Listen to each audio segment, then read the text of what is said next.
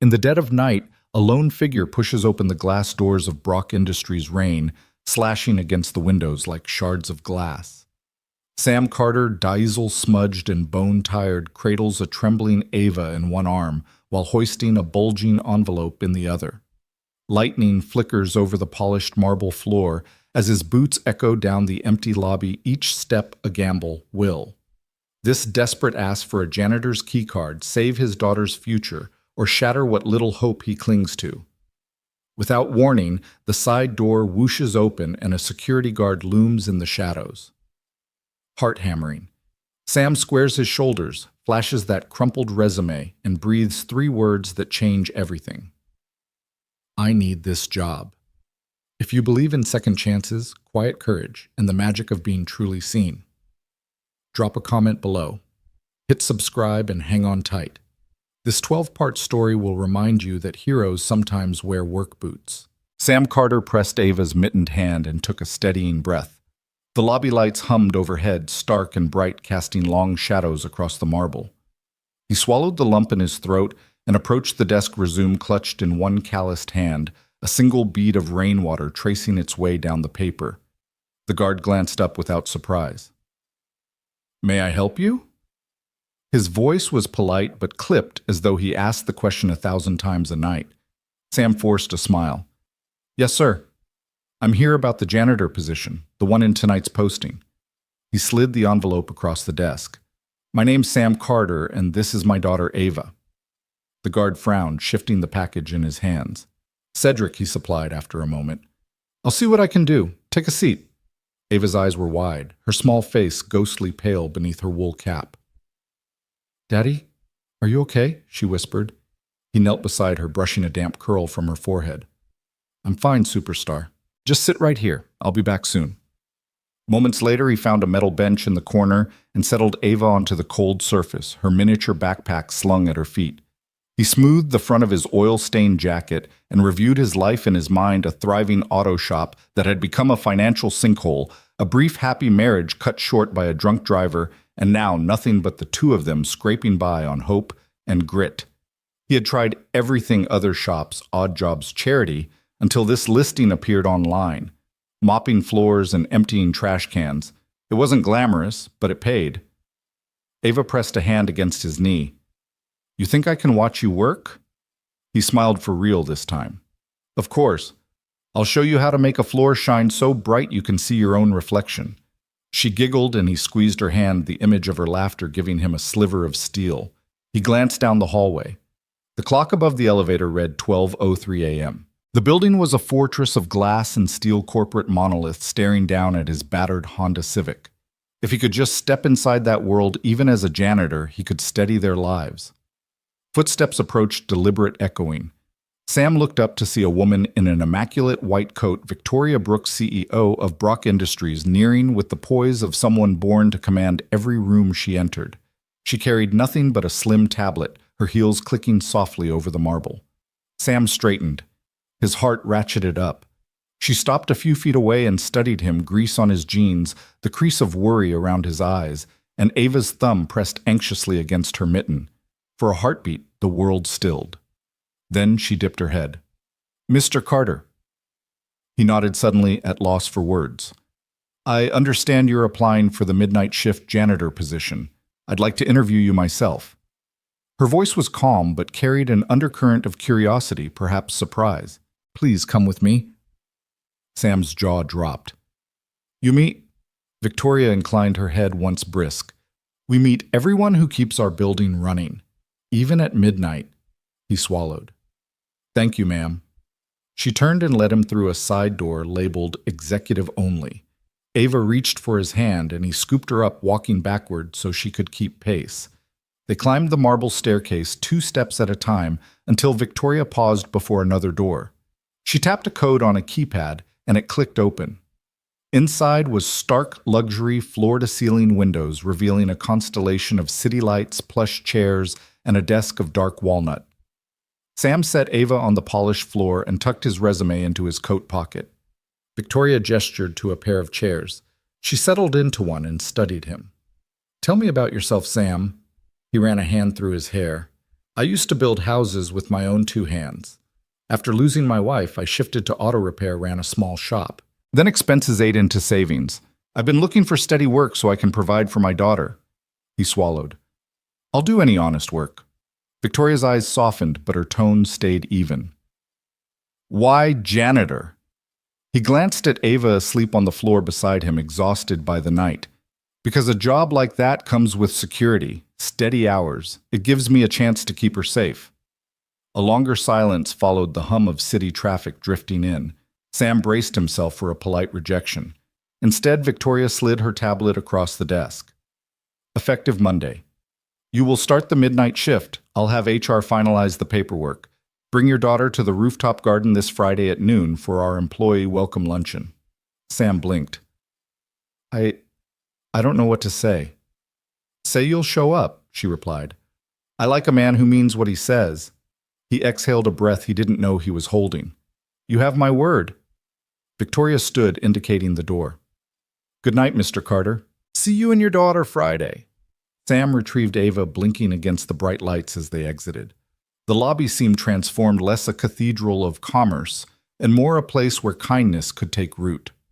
Outside, rain had stopped and the first thin ribbon of dawn bled along the horizon. As they crossed the threshold, Sam wrapped his arm around Ava's shoulders. You know what this means? She nodded, eyes still heavy. You got the job, Daddy. He squeezed her close. We're going to be okay, superstar. You'll see. They stepped into the morning light-worn boots, carrying them forward into a world where a single act of courage could sweep away a lifetime of dust. The Monday after his unexpected hire dawned cold and gray, the sky stitched with steel clouds that promised rain. Sam Carter stood in the staff locker room, the squeak of his freshly issued navy coveralls echoing against the concrete walls. He smoothed the fabric over his worn jeans, still proud of the scuffed knees, and clipped on his ID badge a black and silver card bearing Brock Industries' crest. It felt surreal, as though the universe had hit rewind on his life. He met Ava at the top of the steps, her small frame dwarfed by the overgrown overalls. Her grin, wide, fearless, lit the dim hallway. Ready to make these floors shine, Daddy?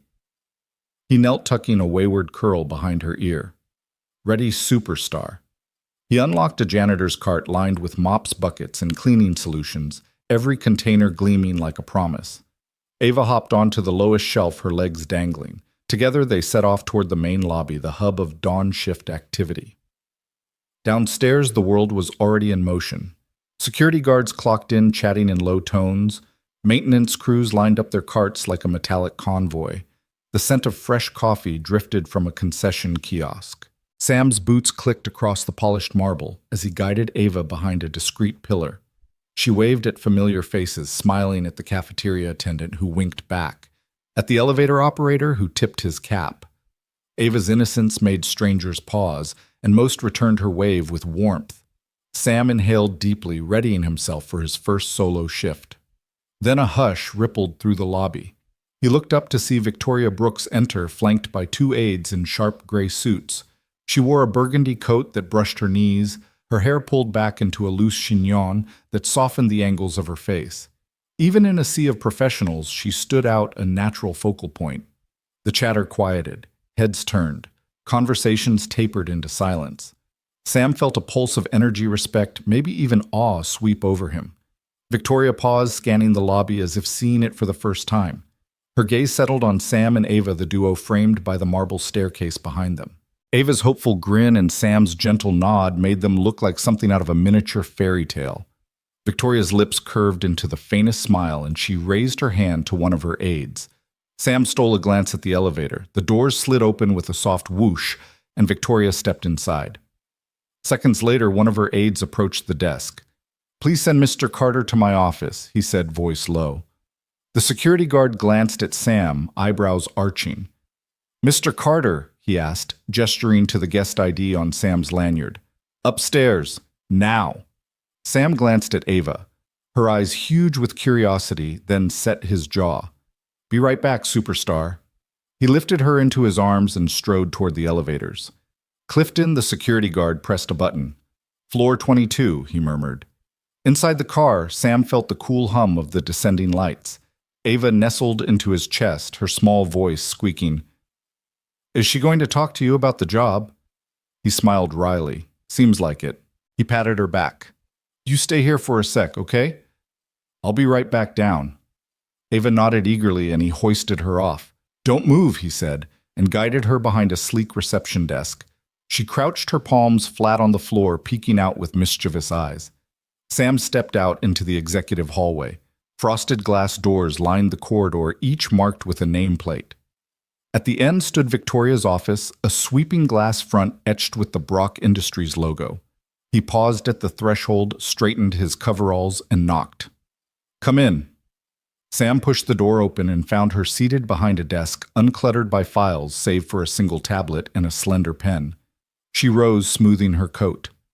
The office was vast, the windows curving around to reveal a panorama of the city skyline. Mr. Carter, she said, extending a hand. Thank you for coming. He swallowed, clasping her hand with a grip both firm and respectful. Her fingers were cool, well manicured.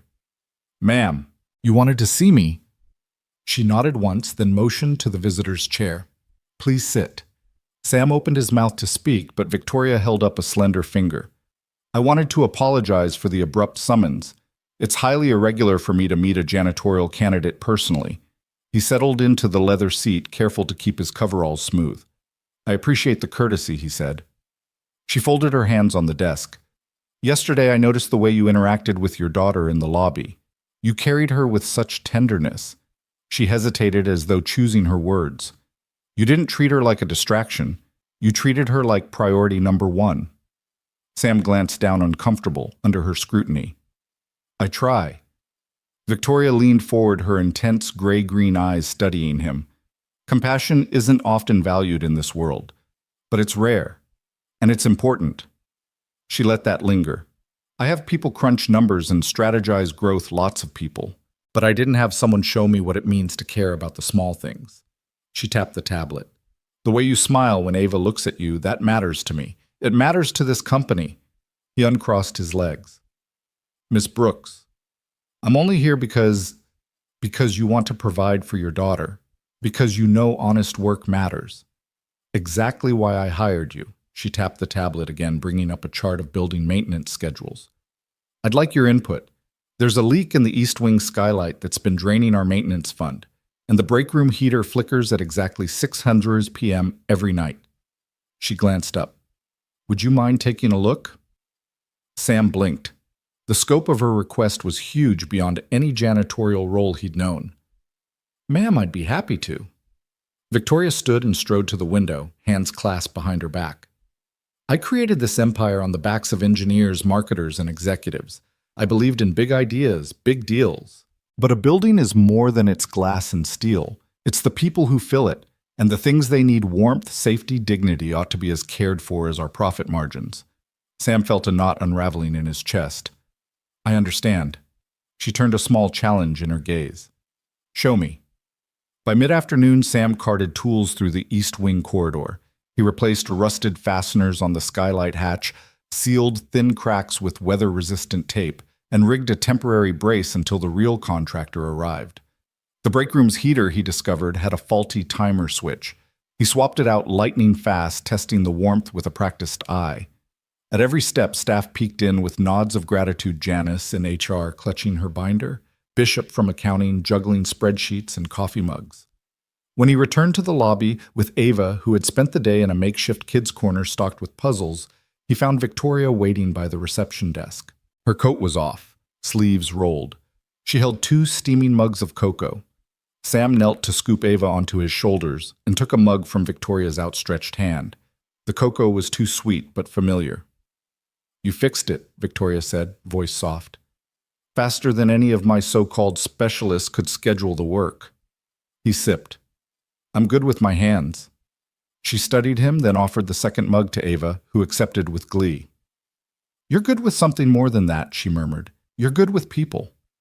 Ava bounced off Sam's shoulders and ran to the children's corner, waving at Sam and Victoria before settling behind a stack of colorful blocks. Victoria tucked a stray curl behind her ear. I arrange meetings to discuss next quarter's projections, she confessed. But today I learned to care about something even more crucial. Sam leveled his gaze. Sometimes it's the small fixes that keep everything from falling apart. Victoria's lips curved into something close to a grin. Exactly. They stood in the hushed lobby, two unlikely allies bound by shared purpose. Outside, the sky had parted, and a timid sun cast shards of gold across the marble. For the first time in a long while, Brock Industries felt less like an engine of cold ambition and more like a home one that Sam and Ava, under Victoria's watchful eye, would help keep alive. And in that moment, Sam Carter realized this job was much more than a paycheck.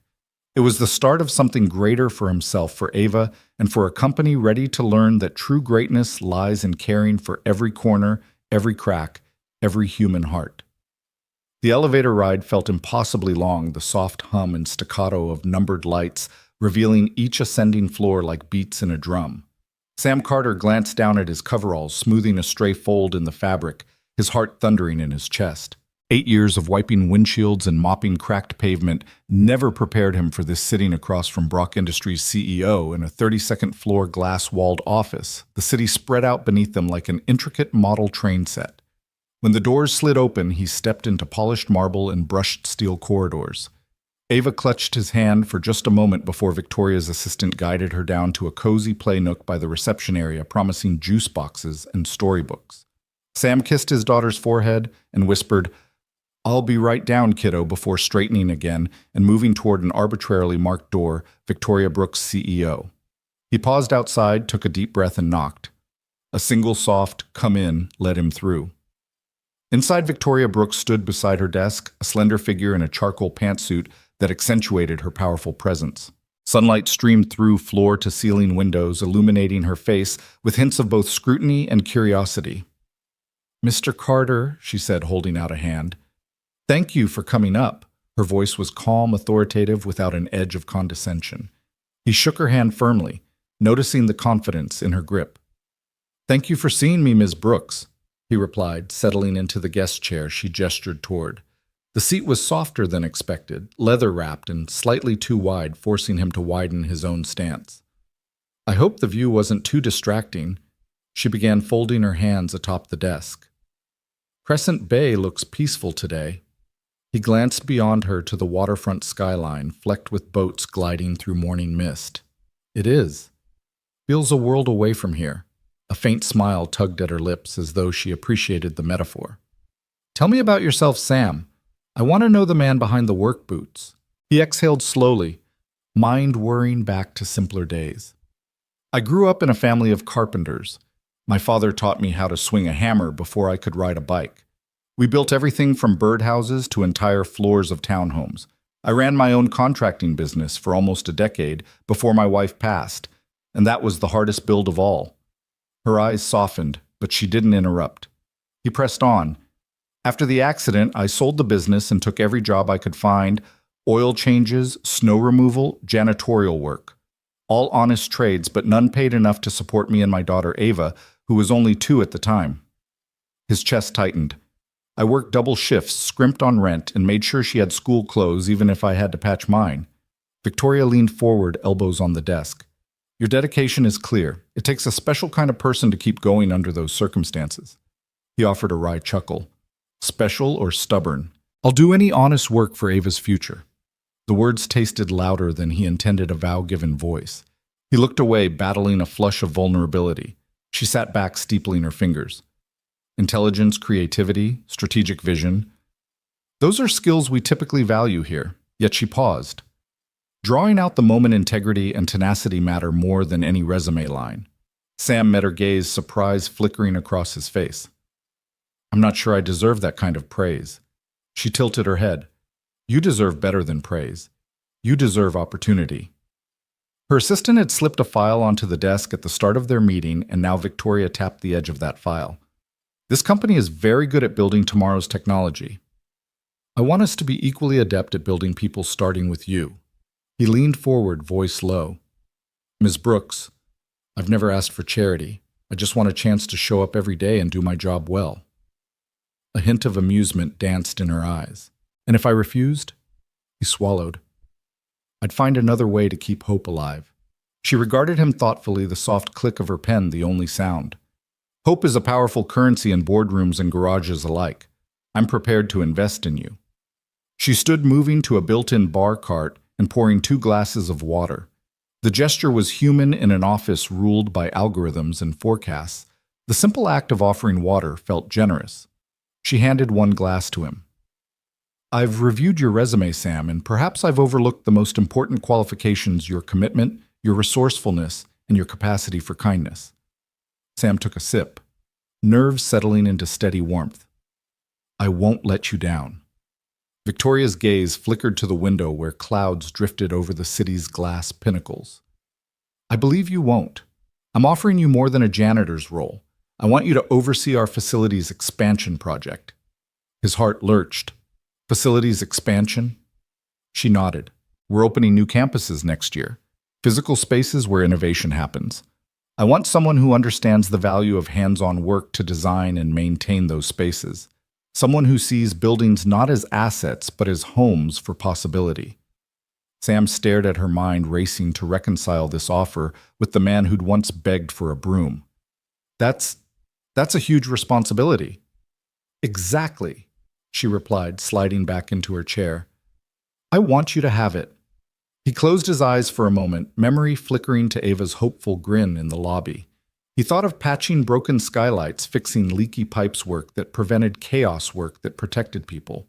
He thought of all the mornings he'd woken before dawn so his daughter could have breakfast. He thought of resilience, teaching by example that life's hardest builds require the strongest frameworks of faith and perseverance. When he opened his eyes, determination shone there. I'd be honored, he said, voice firm. Victoria Brooks nodded, satisfaction softening her features. She reached for her desk phone. Daniel, please get HR on the line. We have a new offer to finalize. She hung up and turned back to him. Consider your title, Director of Facilities and Human Care. Because what you do here will be as much about caring for people as it is about caring for buildings. Sam blinked, disbelief warring with gratitude. Director, yes, ma'am. Her smile finally broke genuine and warm. Welcome aboard, Sam Carter. They shook hands again, but this time it felt celebratory, a pact between equals rather than a formality. As he gathered his papers to leave, she paused. One more thing, she said. He turned. She tapped the file with a single finger. I want you to mentor our interns, especially the ones who've never swung a hammer or held a mop. They need to learn that every role, no matter how humble, is vital to our success. His chest swelled. I'd love that. Ava's wide eyes greeted him in the reception area, her little ears keen for news. He scooped her up and whispered, How'd your dad do? She beamed. She said, I'm the best assistant ever. He laughed, brushing her hair back. She also said, I'm director of everything. Ava clapped. That's huge. He grinned down at her. It feels pretty huge. And as they descended the elevator back to the lobby, Sam Carter knew that this interview, less a test than an awakening, had changed everything. Beyond the glass towers and boardroom politics, this was about people building, and he was ready to build. The morning sun peeked over Denver's skyline like a welcome mat laid out just for him. Sam Carter pulled on his navy coveralls, now freshly pressed and embroidered with that proud Director of Facilities and Human Care patch, paused in his living room and glanced at Ava spinning in her lavender dress. She'd insisted on wearing her Sunday best today. You excited, kiddo? He asked, ruffling her curls. Can I see the garden again, Daddy? She chirped, her small hand twisting in the hem of her skirt. It was so pretty. He grinned. You'll get another tour and some lunch. Remember. Her eyes lit up. Rooftop picnic. They set off just as the city's pulse began to quicken. Streetcars clicking, coffee shops opening, the hum of early commuters. Sam flagged down a yellow cab and they rattled toward Brock Industries' mirrored tower. This time when they entered the lobby, the doorman greeted Sam by name. Morning, Director Carter, he said with a respectful nod. Ava's jaw dropped. Sam winked at her. Director of what now? She whispered. He chuckled. Everything. They took the elevator and companion with familiar faces from 3 days of repair rounds and hallway chats, engineers, assistants, the young woman from HR who'd spilled her coffee when she recognized Sam's face on the company memo. Each offered a discreet salute or thumbs up as they passed through the glass doors of the top-floor skybridge. Ava clutched Sam's hand in the secrecy of excitement. Are we really eating lunch with the boss lady? You bet, he smiled. In her secret garden. When the doors opened, they stepped into a courtyard tucked behind the uppermost conference wing, a place Sam hadn't known existed until Victoria Brooks herself had given him a quick tour during his first week. Today it was set for a small private brunch, linen-draped square tables, crowned with potted succulents, wicker chairs, and a buffet of fresh fruit, herb-crusted chicken, and chilled lemonade. The scent of lavender and rosemary wafted from planters arranged along the terrace's glass railing. Below them, clouds scudded across the city. Beyond the Rockies loomed their peaks still dusted with snow. Ava's mouth fell open. She darted straight for the railing, her miniature sneakers clicking on the stone tiles. It's like flying, she exclaimed, pressing her hands against the glass. Sam sank into one of the wicker chairs, gathering her into his lap. She hummed happily, tracing the pinnacles of distant mountains oblivious to the office towers and highways far below. At a table draped in white sat Victoria herself, her jacket draped over the back of a chair. She rose as they approached, smoothing the lapels of her pantsuit. Good morning, Sam. Good morning, Ava. She held out her arms and Ava launched herself into her lap without hesitation. Ms. Brooks. Ava squealed, her face bright. Victoria caught her and spun her gently, laughter rippling from both. Sam smiled, watching a side of his graduate of Forbes 40 under 40 CEO that rarely showed itself in the boardroom. Here she was, just Savvy, the woman who'd taken a chance on a mop-wielding dad who'd hired him no questions asked. Please join us, Victoria said, motioning to the table. Two staff members hovered discreetly nearby, ready to pour lemonade or refill plates. Sam set Ava down and helped her grab a small straw cup. I learned how to grow lavender here, Victoria said, nodding toward a row of silvery stalks. It's a reminder that even glass towers need living things. Sam settled into his chair. It's the calmest place in the whole building, he agreed. I never get tired of this view. She poured him lemonade, pale gold and fragrant. And I never get tired of the upkeep, she replied. When I saw your first maintenance report, fixing the broken vent, rewiring the panel, releveling the planters, I knew I was right to bring you on. He leaned back. It feels good to have a place that matters. He glanced at Ava, who was busy nibbling melon, especially when I get to share it with someone I love. Victoria's gaze softened. Your daughter seems very grounded. Sam nodded. She's my compass. If I lose my way, her laughter brings me back. Victoria offered a small, reflective smile. I have a nephew, she confessed. He's 6, just the same age as Ava. After my brother's accident last year, Jack's laughter reminded me how bright the world could be. Her words hung in the air, tinged with a vulnerability she rarely displayed in public. Ava, having drained her third cup of lemonade, climbed onto Sam's lap again. Ms. Brooks. Dad says lavender is magical, she announced, tossing her hair back. Victoria chuckled and brushed a stray strand from Ava's face. Lavender is magical, she agreed.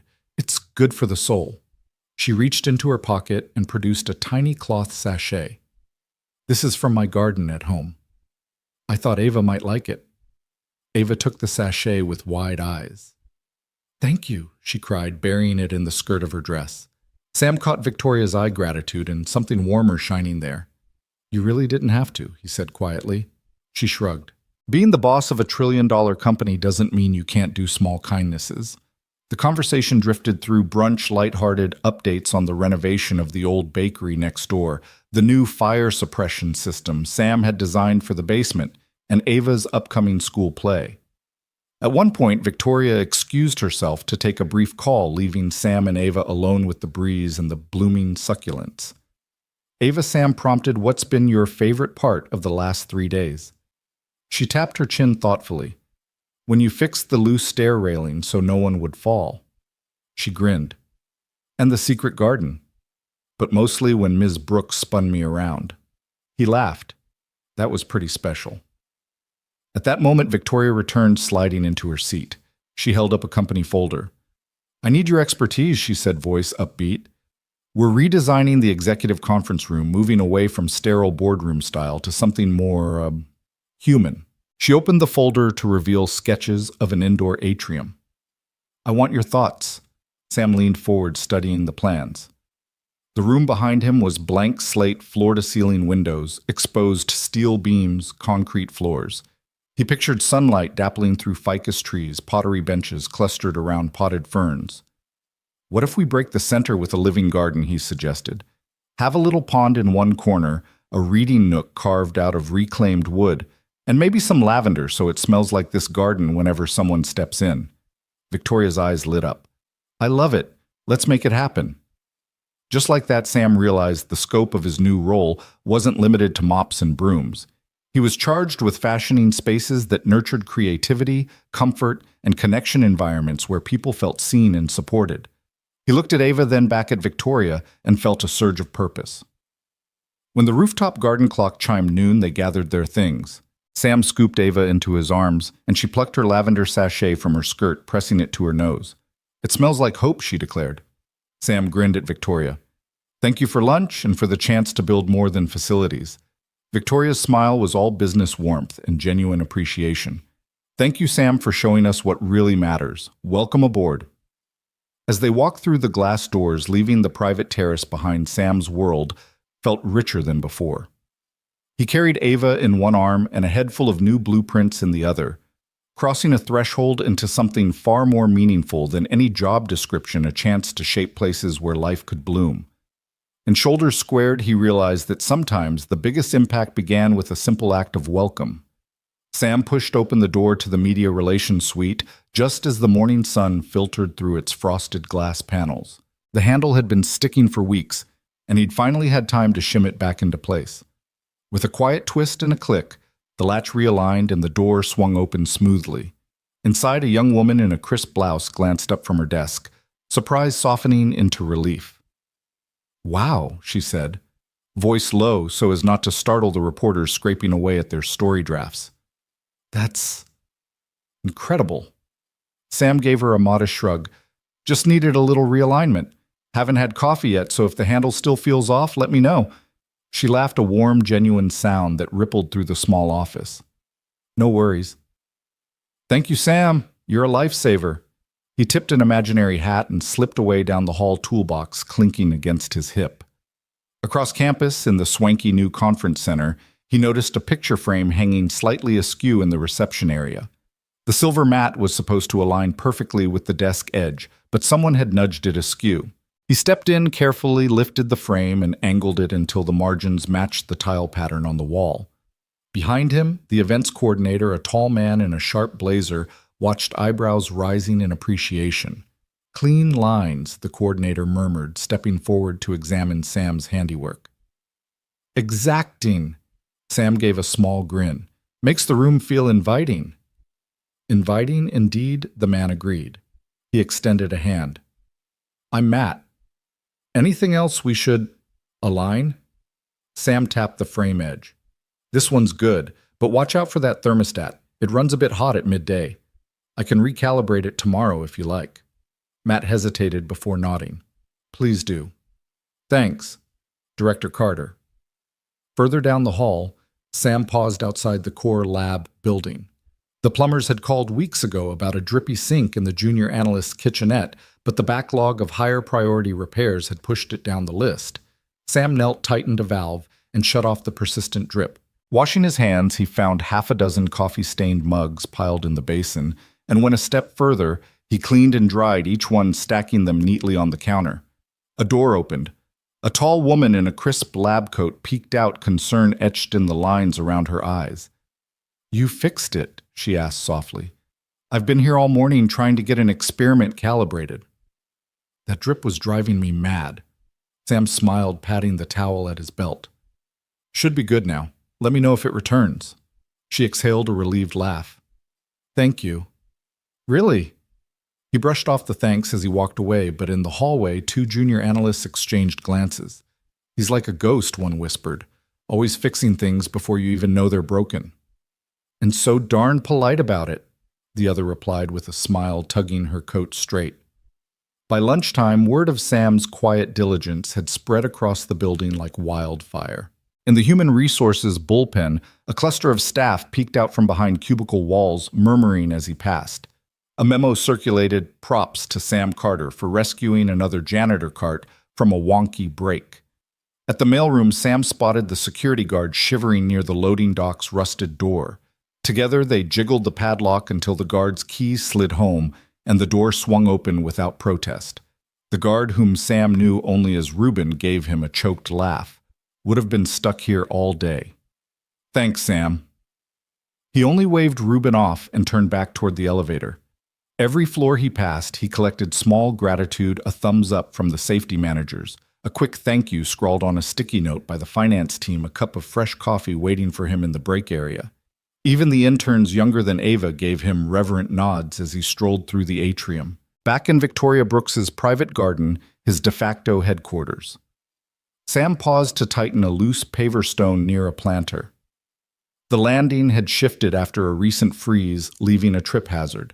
He pounded it flat with his fist, brushing grit from the edge. A faint voice interrupted him. Nice work. He looked up to see Victoria standing at the edge of the terrace, arms crossed and watching with that same thoughtful expression he'd come to recognize in the boardroom, but now there was pride in her gaze. You didn't have to worry about that, she said, voice gentle. He shrugged, stepping back. I noticed. She glanced around at the bubbling fountain, the pruned hedges, and the flawlessly aligned benches. This garden became my favorite place, she said, meeting his eyes. Thanks to you. Sam felt a flush creep up his neck. Just trying to keep things running. Beyond running, she replied, You're making people feel cared for. It shows. He cleared his throat and nodded, looking down at the stone in his hand. It's the little things. That's why they're so big. She turned, slipping back inside the building to continue her day. Sam watched her go, then pocketed one last broken widget she'd left on the table, a fountain nozzle bent out of shape, and climbed back into the service elevator toolbox slung over his shoulder. The afternoon sped by in a flurry of quiet fixes, a jam paper shredder in the legal department, a flickering bulb at the bottom of the north stairwell, a wobbly leg on a bench in the cafeteria. By 5 o'clock, his rounds had covered every floor. He slipped back into his coveralls after stashing the toolbox in his locker, greeting the night shift receptionist with a friendly nod. As he locked up the supply closet for the night, a familiar envelope sat waiting on the counter, not a memo this time, but a hand-drawn note. He unfolded it, a simple sketch of a mop, a screwdriver, and a little girl holding a heart. Beneath it, in Ava's loopy handwriting, Thank you for fixing our world. Sam's chest tightened. He pressed the paper to his heart, thinking of Ava's proud face and the campus staff who'd finally seen him as more than that janitor guy. In the quiet hum of overhead fluorescence, he realized that every valve he'd tightened, every frame he'd leveled, and every door he'd unjammed had rippled through Brock Industries, stitching small threads of gratitude into its corporate fabric. Tomorrow he'd start again at sunrise, because this place, like any home, thrived on gentle care. And in each of those quiet contributions, Sam Carter found a deeper purpose, building more than institutions, building community. The next morning, the crisp hum of fluorescent lights greeted Victoria as she made her usual early rounds patrol of Brock Industries' lower levels. She'd been reviewing maintenance logs the night before, an unusual pastime for a CEO, but curiosity had gotten the better of her. Time and again, she had seen requests logged for leaky pipes, jammed doors, and flickering lights, only to disappear from the system minutes later with no record of work orders or technician assignments. Now, as the building still slumbered beneath a pale dawn sky, Victoria moved swiftly down the dimly lit corridor outside the engineering bullpen. The glow from the adjacent conference rooms cast shifting rectangles of light against the concrete floor. She glanced at her watch, 7:02 a.m. Sam Carter's shift began at 7:00, and she'd made a quiet bet on his first location. A soft sputter echoed ahead, followed by a distinctive drip, drip, drip that grated against the silence.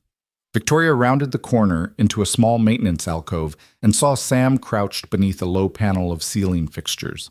His coveralls bore the faint stain of motor oil and coffee grounds, and the sharp beam of his handheld flashlight danced across exposed wiring. With a gentle twist of a bare hand, he realigned a loose fixture, the bulb clicking into place. The overhead light brightened, sweeping the shadowy corridor in a warm circle that chased away the drip's echo. Victoria cleared her throat, and Sam straightened so quickly that a stray wire snapped back into position. He looked up, surprise flickering in his tired blue eyes that mirrored her own. In that moment, he resembled any one of the janitorial staff she had hired, focused, unassuming, and wholly absorbed in the immediate problem. "Ms. Brooks," he said, voice a notch higher than necessary. He set his flashlight on the floor and wiped a grease-smeared hand on his coveralls. "Didn't hear you come up." She stepped forward, studying the scene. "I didn't," she replied quietly. "You fixed the light before the ticket ever hit the system." "That's not the first time I've seen it happen." Sam's jaw tightened, and he glanced at the unclipped work order tucked in his pocket. "I noticed it when I came in," he explained. "By the time anyone else spots it, it's already starting to dim. I figure if I'm here, I might as well take care of it." Victoria crossed her arms, leaning against the cool cinder block wall.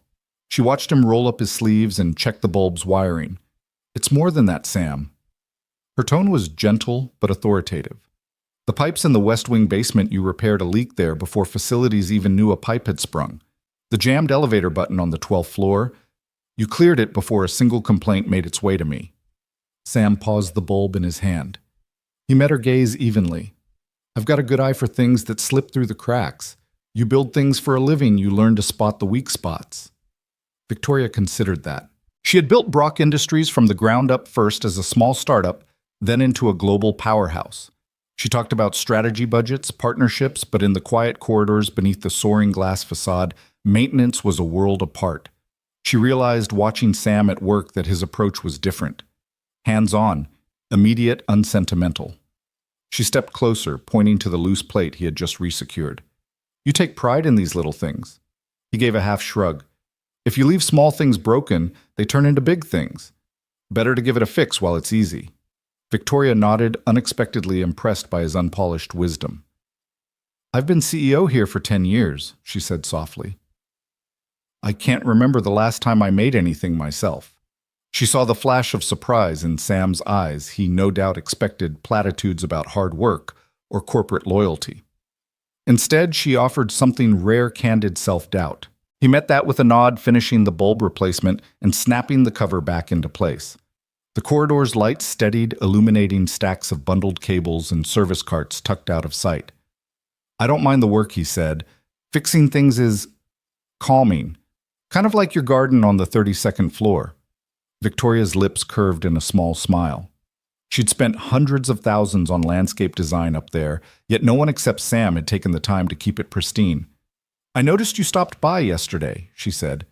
"You trimmed that hedge right where the bench meets the path. Not many people realize it was rubbing against the wood." Sam cocked his head. "Looks nicer, and I figured someone would sit there someday." She paused, struck by the way he saw future needs in the present moment. Most employees thought of tasks, not of human comfort. Here was a man who intuitively understood how small gestures rippled into well-being. "Sam," she began, half uncertain, "I'd like to understand more about you." He closed the panel door, standing and brushing his hands clean. "There's not much to it," he said. "Used to build houses with my dad, then ran my own shop. Lost most of my tools and the recession took a year to rebuild. Then my wife got sick and I had to focus on raising Ava." He gestured toward the ceiling fan he'd just realigned. "That was 2 years ago." Victoria noticed the brief pang in his voice as he mentioned Ava. She had a daughter of her own now away at college. The intersection of family and work had cost her empathy in boardroom battles. Here in this corridor, her senses were alive to the man's unfiltered truth. "I've never really thanked you," she said quietly. "For everything you've done in hallways no one walks by." Sam's brow lifted in surprise. "You don't owe me thanks." He brushed dust from his knees and met her eyes squarely. "I'm not here for praise, but it's nice to know someone notices." Victoria felt the weight of her position shift. A CEO matured by markets and margins, but rusty at recognizing unglamorous contribution. She realized she'd neglected an entire layer of her own organization. That omission left small crises to accumulate into real problems. "I noticed," she said softly. A moment passed, and the hush of the corridor felt charged with possibility. Neither spoke, both aware they straddled different worlds, hers of strategy and optics, his of grease and grit. Yet their values aligned in this corridor: service, integrity, vigilance. Finally, Victoria cleared her throat. "I have a favor to ask." Sam glanced at her, waiting. I need someone who actually cares about this building, she said. Would you consider a broader role one where your insights drive our maintenance strategy instead of chasing your own hunches? The offer hung in the air like a revelation. Sam blinked, absorbing the magnitude of her words. You mean, officially? She nodded. I want you on my team, Sam. Real time. Not just as a janitor, but as someone whose eye for detail shapes our whole system. If you're willing, I'll have HR draft the job description. Sam glanced down at his coveralls as if he'd forgotten what he was wearing. Then he looked back at Victoria, his eyes clear and steady. I'll do whatever you need, he said. Just don't make me wear a suit. Victoria laughed, a genuine warm sound that echoed down the hallway. Deal! He reached for his toolbox, flipping it up in a mock salute. Then I better get back to it. There's a vent cover in finance that could use some love. She watched as he knelt once more beneath the flickering light, this time with renewed purpose.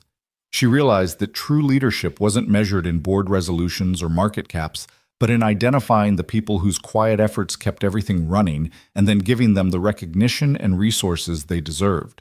As the corridor brightened under Sam's careful hands, Victoria stepped back, feeling the pulse of the building shift. Brock Industries was more than a glass tower. It was a living organism, nourished by every small repair, every realigned bolt, and every unseen gesture. And Sam Carter, with his grease-stained coveralls and steadfast heart, was the unlikely spark fueling its future. That Tuesday morning, the first pale rays of sunrise had only just begun to gild the glass towers of Brock Industries when Victoria Brooks stepped into her office. She carried the crisp promise of a busy day, quarterly forecasts, a board meeting rehearsal, an investor luncheon. But all of that paused the instant she saw it. Perched atop her immaculate mahogany desk, in perfect defiance of her usual sterile order, was a single sheet of paper. A child's paper, hand-torn from a spiral notebook, edges ragged. The drawing was simple 3 stick figures under a bright and wobbling rainbow. One figure wore a mop in one hand and a wrench in the other.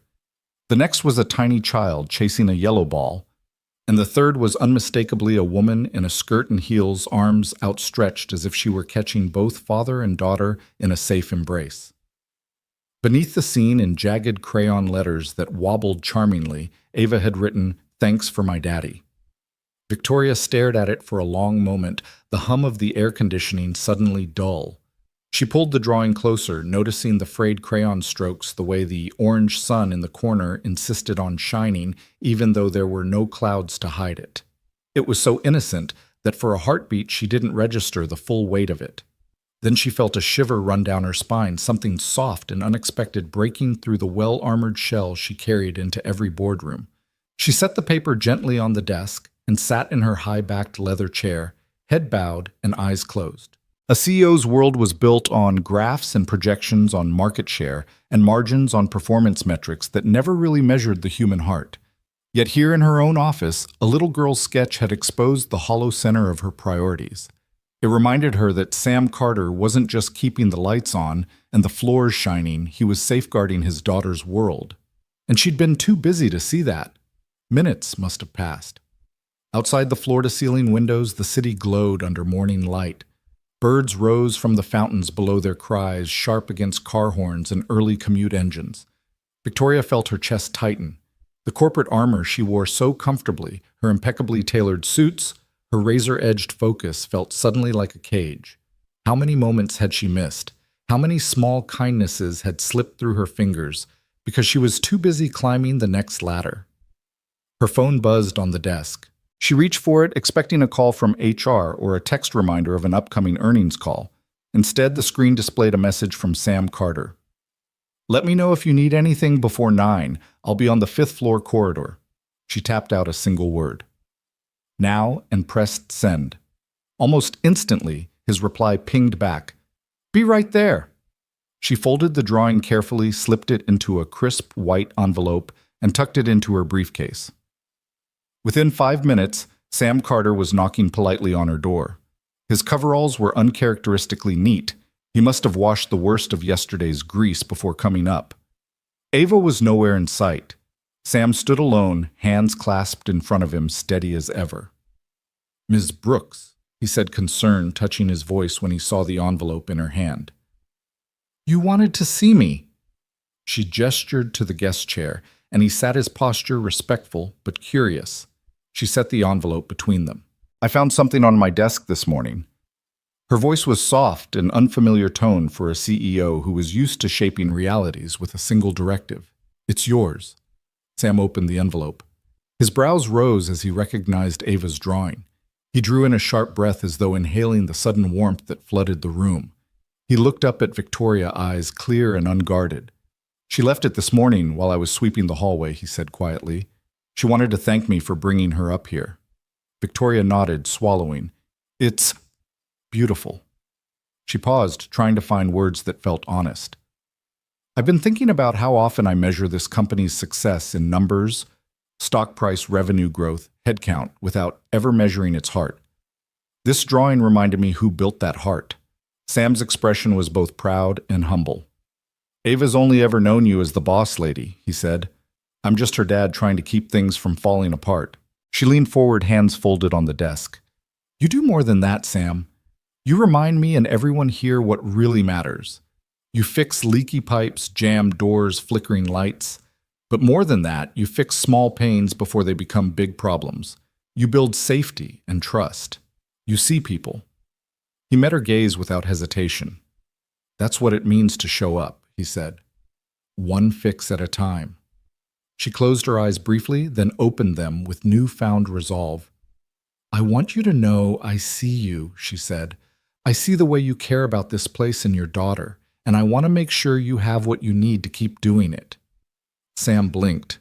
I'm honored, Ms. Brooks, but I don't need anything besides a mop and a paycheck. Her lips lifted in the faintest of smiles. I'd like to offer more than that, she said. A formal position, facility manager. Your role will include updating our maintenance systems, overseeing workflow, and helping us build a culture where small kindnesses matter as much as quarterly results. And I want to give you the authority and the resources to do it. Sam's eyes widened, then softened. I don't know what to say. She handed him the drawing again. If you'll accept, we'll put your daughter's art in the lobby. Let everyone see how gratitude looks in crayon. And I want you to sign off on every project plan and budget for maintenance. No more disappearing tickets, just proactive care. He gently closed the envelope. I accept, he said. Not for me, but for her, so Ava knows what gratitude can build. Victoria felt tears prick the corners of her eyes. She rose from her chair and without thinking held out her hand. Sam looked surprised at first, then took it firmly. When their hands met, she felt not a shake of power, but a bond of partnership. As he rose, she pulled the envelope from her briefcase. One more thing, she handed it back to him. Give this to Ava. Let her know her thank you changed more than just this office. He nodded, voice thick. I will. Thank you. She watched him leave her office, shoulders straight, purposeful, holding that envelope as though it were a treasure. When the door clicked shut, she stepped to the window and gazed out at the city, her own world reframed by a child's drawing. On her desk, the morning sun highlighted the soft rainbows and stick figures. Victoria realized that true leadership wasn't about commanding headlines. It was about tending to the unseen corners, honoring the small gestures, and nurturing the human spirit. And in that quiet moment, she vowed to never lose sight of the simple power of a thank you, even when it came in crayon. Band and I, Part 8, Dark Clouds Gather. A building-wide power outage strands executives in cold offices. Sam navigates the blackout by flashlight, rerouting generators, and guiding colleagues to safety, his calm resolve proving invaluable in crisis. Lưu ý viết một nanoid 1-200 từ liên kết liền mạch với các phần trong câu chuyện tạo thành một câu chuyện liền mạch khi ghép lại. Tránh ngắt quãng đột ngột sử dụng gạch đầu dòng hoặc tiêu đề phụ. Thay vào đó, hãy viết như một cuộc trò chuyện tự nhiên và cuốn hút với khán giả. Kết thúc phần không giới thiệu phần sau, ChatGPT đã nói. That afternoon, the sky over Brock Industries had turned a bruised charcoal as if the city itself was bracing for a blow. Rain lashed against the windows, and the wind whipped around the glass tower so violently that the entire structure groaned in protest. Inside, the marble lobby began to feel uncomfortably chilly. Offices farther up the tower, once sunlit and warm, had grown hush-dark, the overhead lights blinking out one by one. Sam Carter was finishing up in the basement utility room, replacing a worn belt on the primary chiller motor when everything went black. The emergency lights flickered for a heartbeat before surrendering, plunging the lower levels into near absolute darkness. Sam frowned, flashlight in hand, the beam cutting a narrow cone through the gloom. His heart thumped against his ribs, but experience and perhaps a father's instinct kept panic at bay. He rushed the few steps up to the main electrical panel. The generators had failed to kick in. A breaker labeled building-wide backup lay tripped. He reset the switch, but the hum of power did not return. As the first distant alarms began to sound soft chimes in the lobby, faint buzzes of emergency strobes, he realized this wasn't a simple overload. Something in the storm had knocked out the backup generators, leaving every floor in peril. Sam sprinted up the stairs, flashlight bouncing across the walls, clinging to handrails slick with rainwater tracked in by frightened employees. On the 10th floor landing, he found a cluster of mid-level managers huddled near the elevator shaft, cell phones held aloft, in hopes of any signal breath visible in the sudden chill. The power outage had chased them out of their offices, and now they looked unmoored, uncertain where to go. "Hey everyone," Sam called, voice calm but firm. "Follow me. We'll get you to the lobby. It's warmer there by the fireplaces." Murmurs of thanks rose as he led them down the corridor, flashlight bobbing. The emergency exit signs glowed faintly, just enough to mark the way. Sam guided them carefully, stepping over stray papers and a toppled trash can. "Stick close," he coached, one at a time on the stairs. "Watch your footing." When they reached the lobby, 3 uniformed security officers were doing their best to direct people through the swirling rain and wind outside the main doors, but without power, the massive revolving entrance had jammed. Sam grabbed the intercom handset from a nearby wall panel. "Maintenance," he announced. "Let's manually release the door latch, hold the bottom panel security, and I'll crank it." With a few deft turns of the latch, the doors swung open, and a blast of wind and rain rattled into the lobby. Sam braced the heavy wood door, protecting the cluster of executives behind him. One by one, he held the door so each person could pass through safely, their designer coats soaked and hair plastered to their foreheads. When the last stranger emerged, Sam let go and closed the door, the wind howling like a beast at the threshold. Inside the fireplace, hearths had gone cold long ago, but several standing propane heaters left over from a recent rooftop event stood in the corner. Sam jumped behind them, clicking the igniters until small blue flame tongues sprang to life. He arranged them in a loose semicircle, directing the cold and wet crowd toward the warmth. "That should help," he said, offering a reassuring smile as hands reached out to warm. He turned to the nearest office assistant. "See if you can find extra propane tanks. There should be 2 in the storage closet on the 3rd floor." The assistant dashed off, flashlight beam bobbing. As the group huddled near the heaters, Sam moved to the central staircase again. Several executives lingered behind, their eyes wide. As they absorbed the scene, the janitor turned facility manager, calmly orchestrating their rescue. He didn't wear a suit, didn't carry a tablet full of analytics. He carried a toolbox and the quiet authority that comes from knowing the building's bones. On the 22nd floor, the conference room lights flickered weakly as a small group of senior leaders realized they were trapped without backups. They kicked at the doors in frustration until Sam's flashlight beam illuminated through the narrow windows.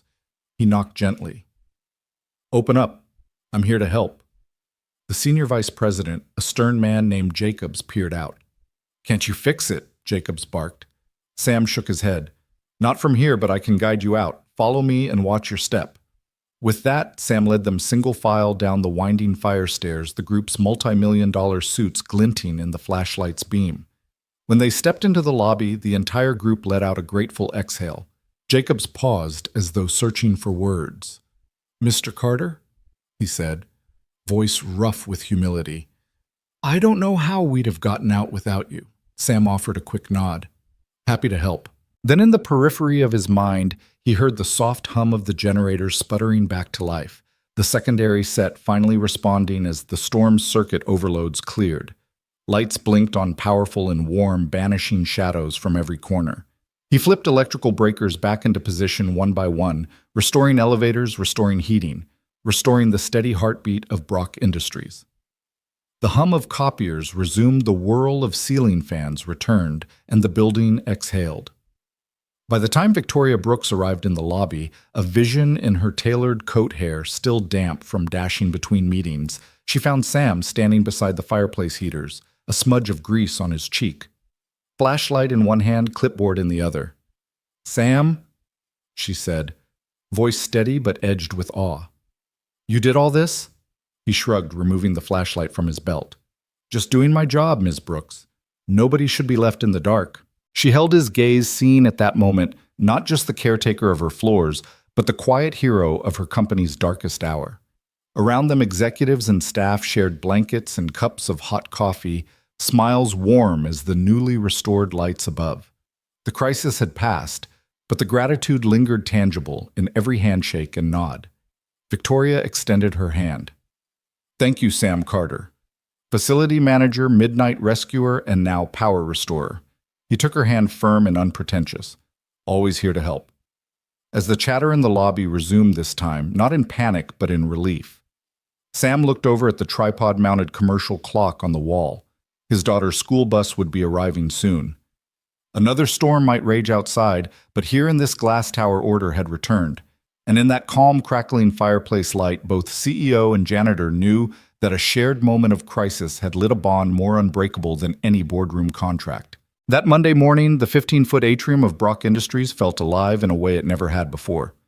The polished marble floor gleamed beneath Sam Carter's sturdy work boots as he wheeled his cart of tools past the front desk.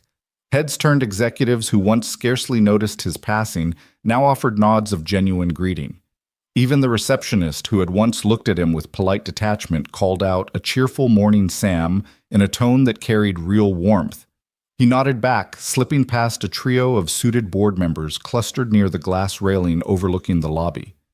They were deep in conversation, cutting-edge contract negotiations, new product launches, and yet their eyes followed him. Curiosity piqued. As he passed one of them, Marian Phillips raised her hand in a small wave. "Sam," she called, voice carrying a hint of something new, deference. He paused and turned. Marian was tall and impeccably dressed, her silver hair pulled into a sleek chignon. He'd seen her at board meetings, always cool, always in control. Now she looked almost human. "Yes, Miss Phillips?" he asked, leaning against the cart. She smiled, a genuine curve of her lips. "I'm about to present to the audit committee. My conference room projector has been flickering. Could you take a look? I'd rather not have that happening mid-pitch." Sam glanced toward the door she'd indicated. "Of course, right away." She handed him a small sticky note with the room number. "Thank you. When you're done, I'll be by for a demo." "Consider it done," he said, and with that, he wheeled his cart toward the bank of elevators. On the 28th floor, the fluorescent lights hummed overhead as Sam knelt before the conference room's AV cabinet. Wires snaked through the panels, and sure enough, a power surge had remapped one line.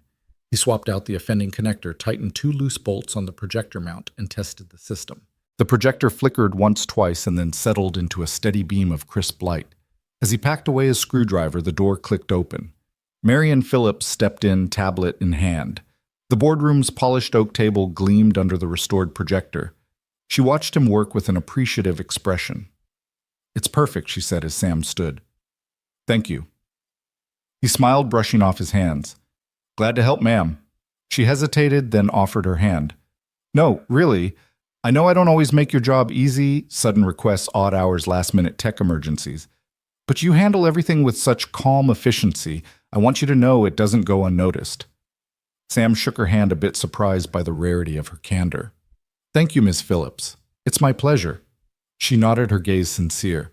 "Well, I'm off to the audit committee. I expect smooth sailing now."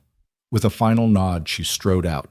Sam closed the door behind her and paused a moment, letting the unfamiliar warmth of genuine gratitude sink in.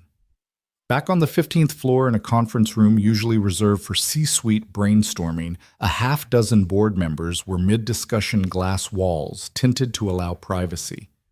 The topic was capital improvements to the headquarters, and it had become a heated debate.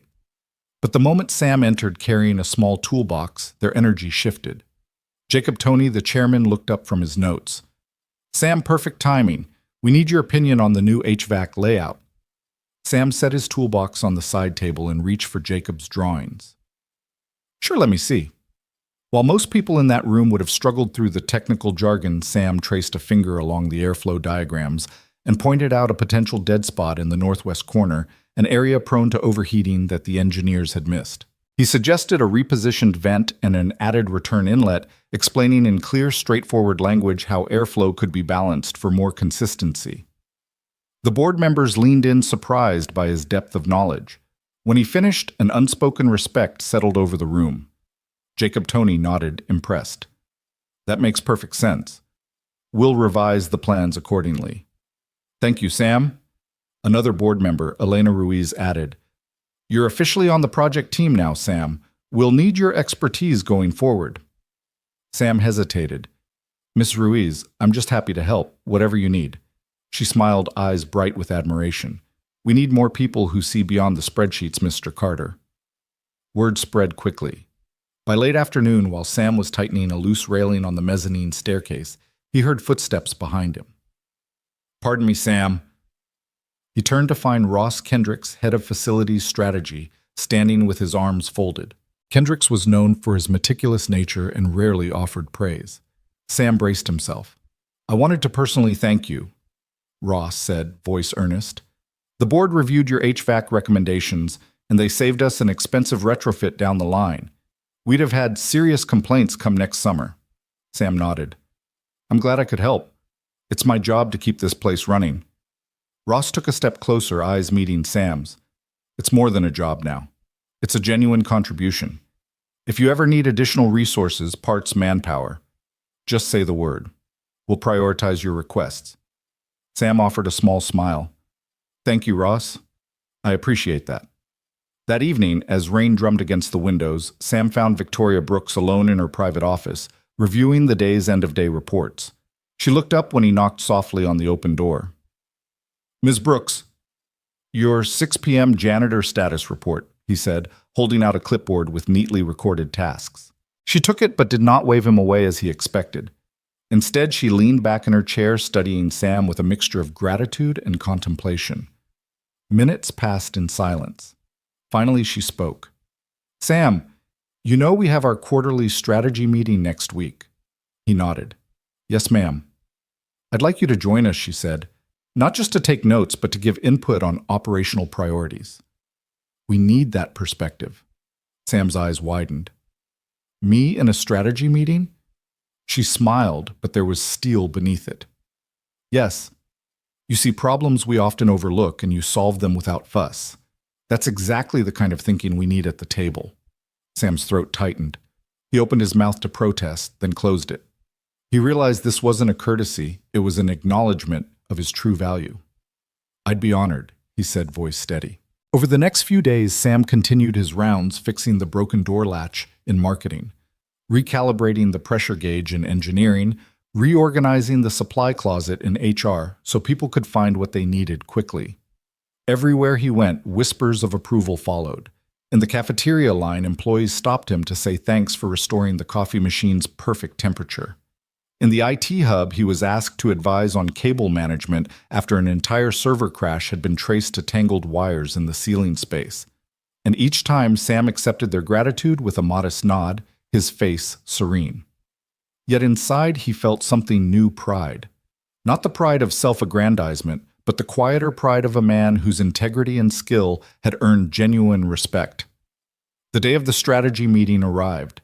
Sam stepped into the glass-walled conference room, greeted by the sight of half a dozen key executives already seated around the sleek oval table. Victoria Brooks stood at the head tablet in hand and a look of determined confidence on her face. She smiled at him. Please, Mr. Carter, have a seat. We're just getting started. He settled into the chair beside Ross Kendricks, his toolbox replaced by a laptop loaned from the IT department. As the meeting progressed, the discussion turned to facility upgrades, cost control measures, and the balance between sustainability and expansion. When the temperature control topic came up, Victoria said, Sam, would you walk us through your proposal? I believe you have some insights. He took a deep breath, then explained his earlier suggestions in more depth.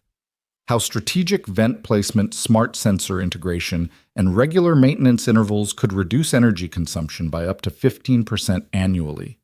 He spoke clearly, referencing real data he'd gathered during his rounds, and answered questions with thoughtful precision. Board members who had once questioned his presence now leaned forward, nodding and interjecting follow-up ideas.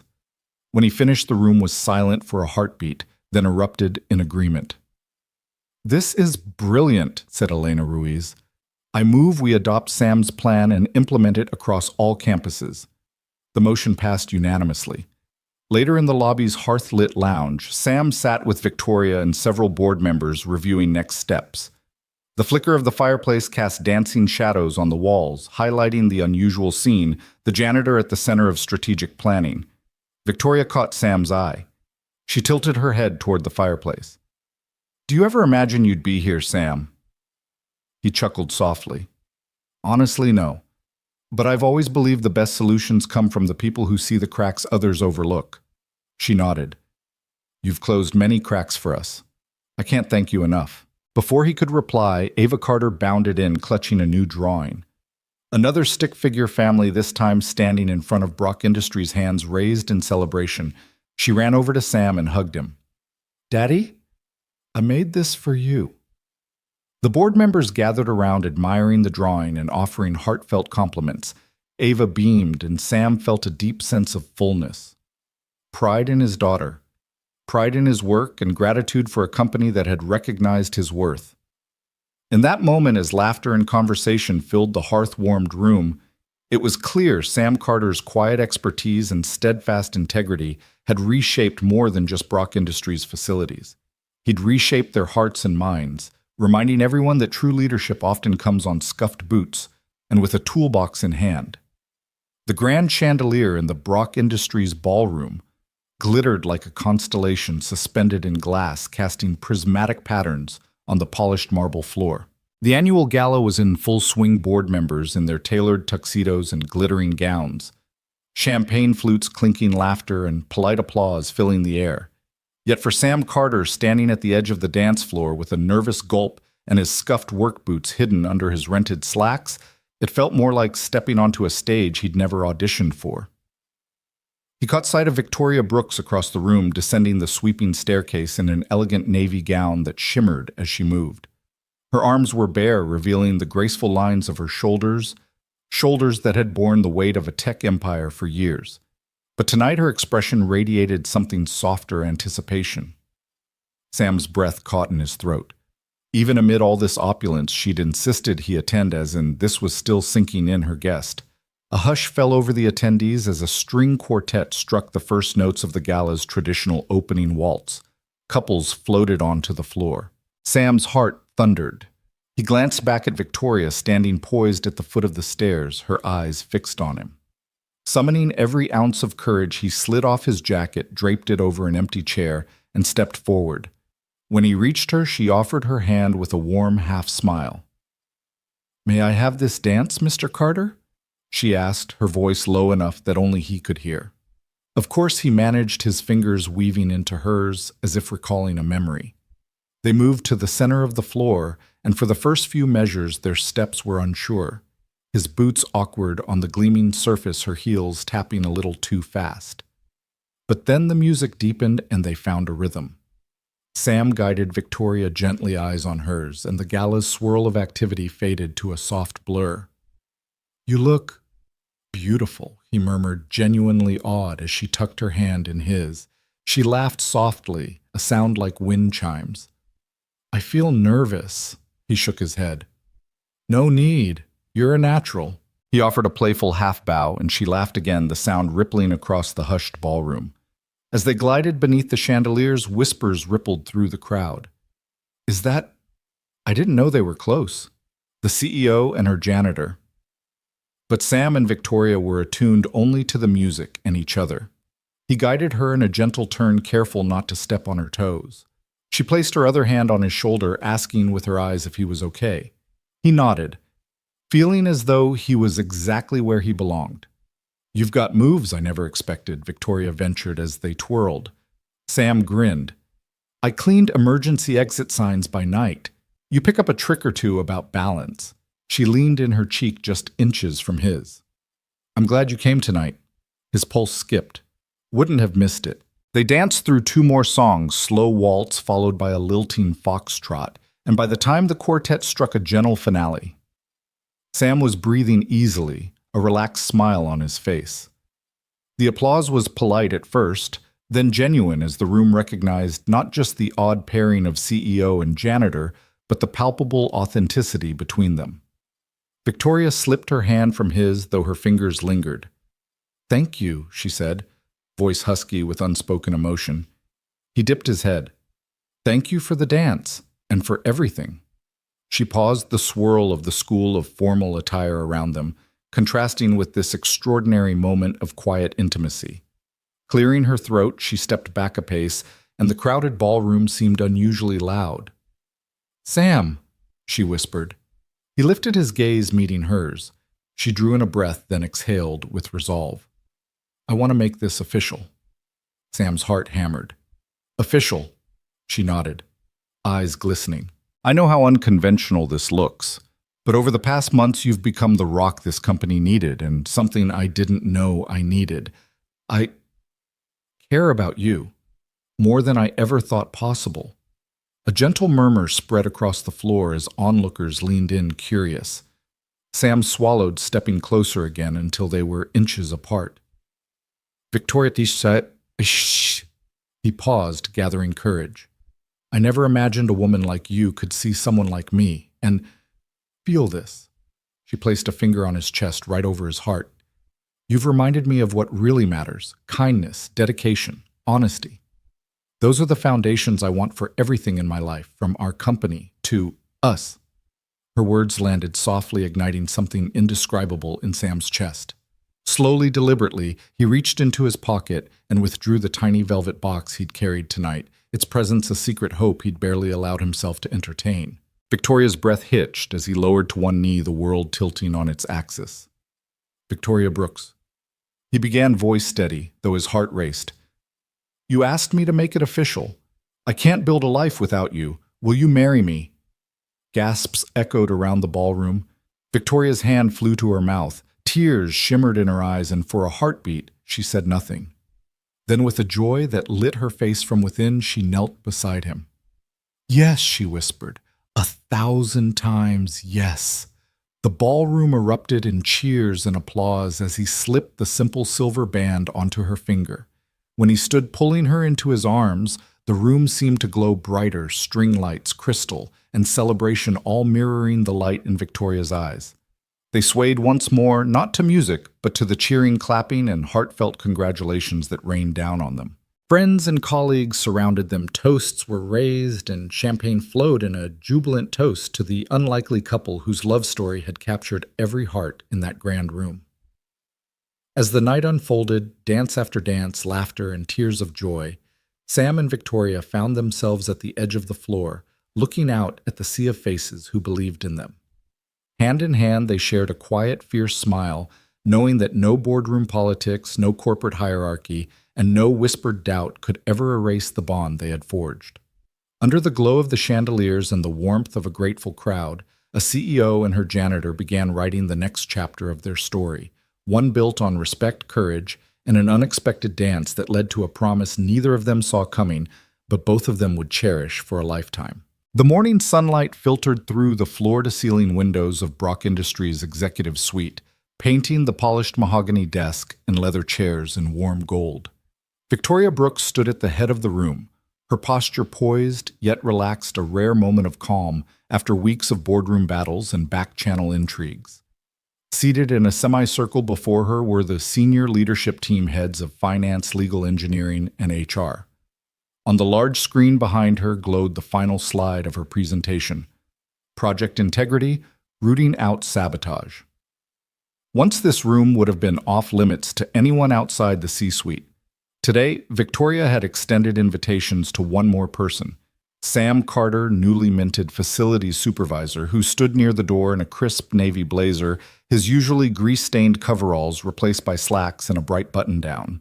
His heart pounded with a mixture of pride and nerves. He'd never imagined standing among these executives, let alone addressing them. Victoria cleared her throat and the room hushed. "Thank you all for coming on such short notice. As you know, recent product delays and a near-catastrophic prototype failure have cost us significant time and trust." She swept her gaze across the table. We suspected insider sabotage crafted to look like engineering errors, but we needed proof. Heads nodded. The CFO muttered something about lost revenue.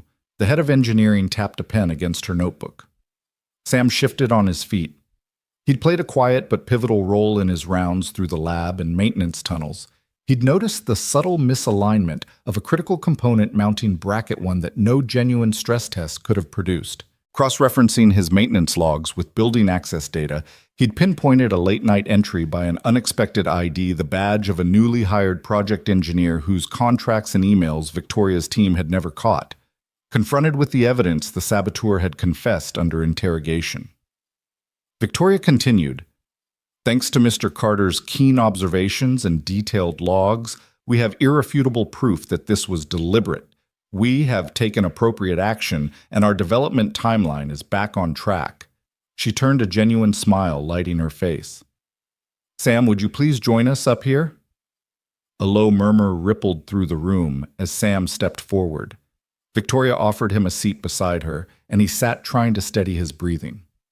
"Sam," she began, her tone warm, "you've taught us all an invaluable lesson. That integrity can be found in every corner of this organization, not just at the top. Your attention to detail and your willingness to speak up saved months of work and millions of dollars." Sam shifted in his seat, meeting the astonished stares of department heads. "Thank you, Ms. Brooks," he said, voice steady. "I just did what I would have wanted someone to do for my daughter's future." Victoria nodded. She clicked her remote, and the next slide appeared: organizational realignment. Beneath it, a new chart showed the expanded facilities department, now elevated to a direct reporting line to the COO, with Sam Carter at its head. Beside his name glowed the title Facilities Supervisor, Enterprise Operations. A hush fell. Then the CFO spoke up, clearing his throat.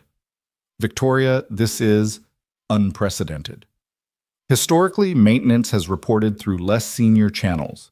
Elevating facilities to this level, placing a non-traditional hire in such a pivotal role, could raise eyebrows among our investors." Victoria tilted her chin slightly. "Our investors already trust us to build cutting-edge products. They'll soon see that safeguarding our processes from the boardroom floor to the basement utility rooms is equally critical. Sam's promotion sends a clear message: we value competence and character above pedigree, and I have no doubt he'll exceed expectations." Sam felt his cheeks flush, but he dared to look around the room. He saw nods, some tentative, some enthusiastic. The VP of Engineering offered him a tight-lipped smile and a small thumbs up.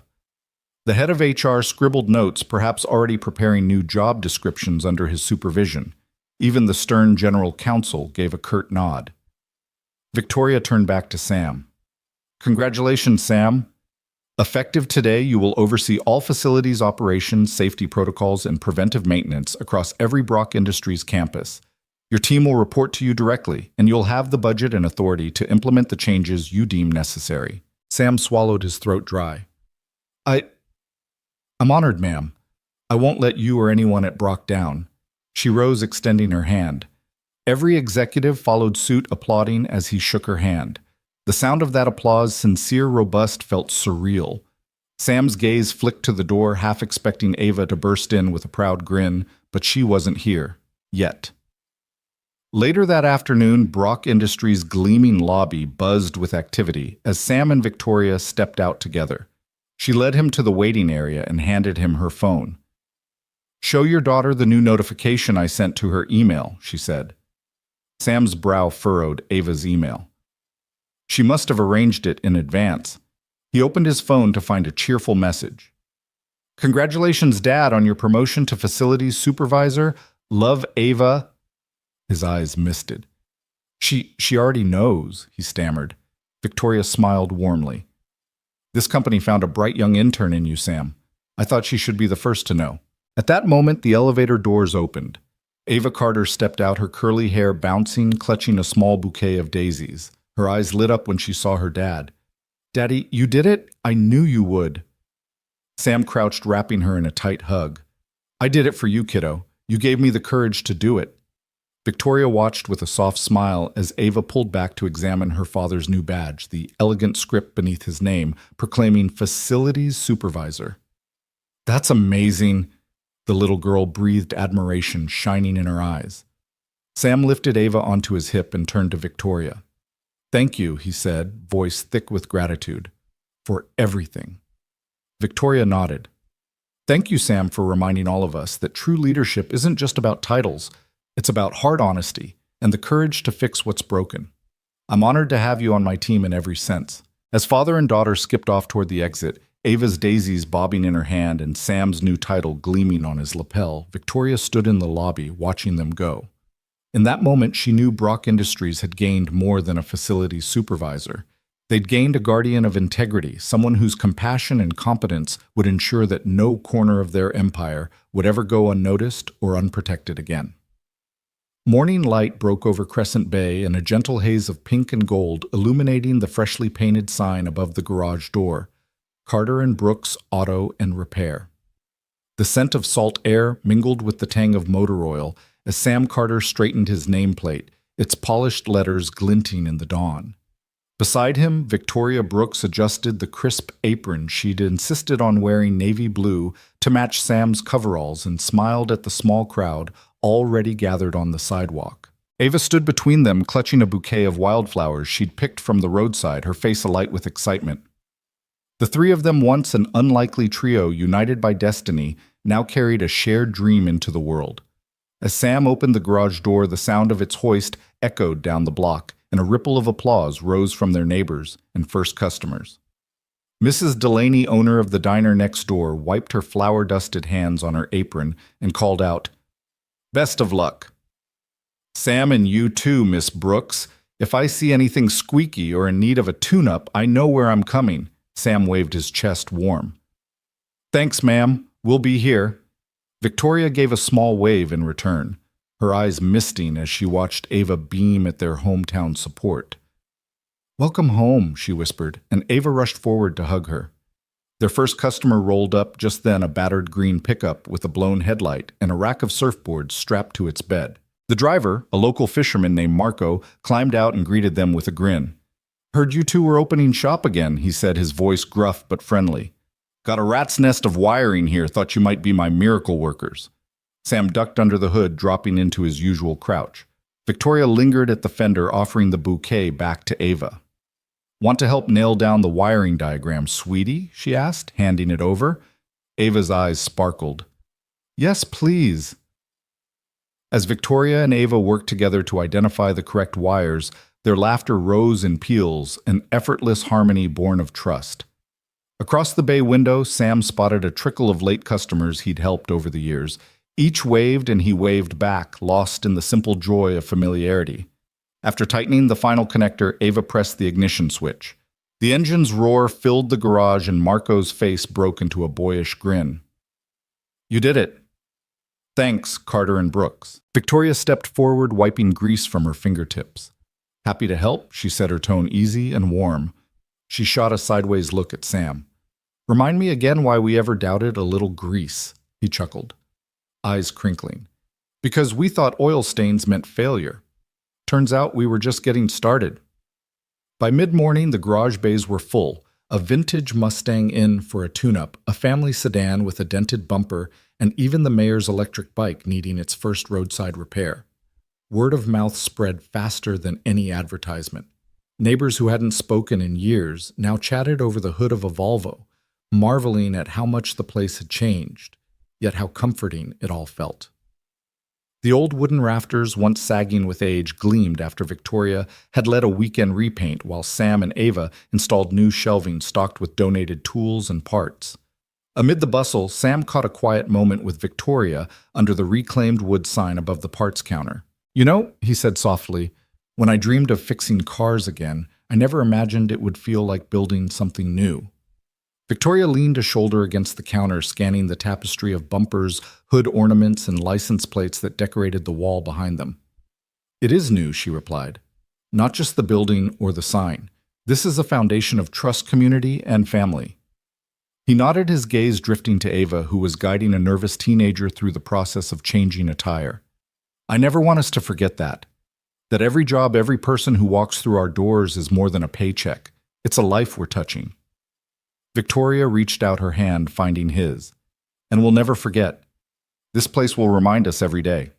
The afternoon sun dipped lower as laughter echoed from the garage floor. Ava hurried in, wiping her hands on her jeans, and announced, "Daddy Grandma Miller stopped by. She brought cookies." Sam laughed and ruffled her hair. "See, you're really bringing people together." Victoria handed Ava a tool apron embroidered with a small rainbow logo Ava had designed months earlier.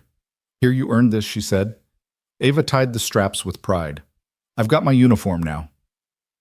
As the day wound down, the trio shut the bays one by one. Sam closed the Mustang's hood and turned off the overhead lights. Victoria swept the floor with a long-handled broom. Ava gathered the last tools into the toolbox. Together they stood in the center of the garage, bathed in the golden glow of the setting sun. Sam placed an arm around Victoria's waist and looked at Ava. "You two ready for dinner?" Ava nodded, bouncing on her toes. "Can we have pizza on the pier?" Victoria grinned. Nothing says celebration like pizza by the water. They locked up behind them and walked across the street, the sound of their footsteps mingling with the distant call of seagulls. As they passed the community board where once empty flyers now advertised Carter and Brooks' grand opening specials, a group of kids waved from the sidewalk. Victoria waved back and Sam raised his hat. When they reached the pier, Sam lifted Ava onto the rail so she could dangle her legs over the edge toes, skimming the shimmering water. He wrapped an arm around Victoria, her warmth a gentle anchor against the salty breeze. Ava dug into her box of pepperoni slices and held one up triumphantly. To us, she said, crumbs on her cheek. Sam and Victoria each took a slice, and Sam made a show of raising it in a toast. "To kindness," he said. Victoria followed suit. "To courage." Ava swallowed and nodded emphatically. "And to family." They took their bites and sat in companionable silence, the horizon ablaze with color as the sun slipped beneath the waves. In that moment, the three of them. Widower turned. Partner. Little girl. Turned. Apprentice. CEO. Turned co-founder. Shared a vision of tomorrow built on the solid ground of second chances. Behind them, the neon sign of Carter and Brooks Auto and Repair glowed softly in the twilight, a beacon of hope, resilience, and the unbreakable bonds they had forged. And as the last light faded from Crescent Bay, they knew their journey was only just beginning.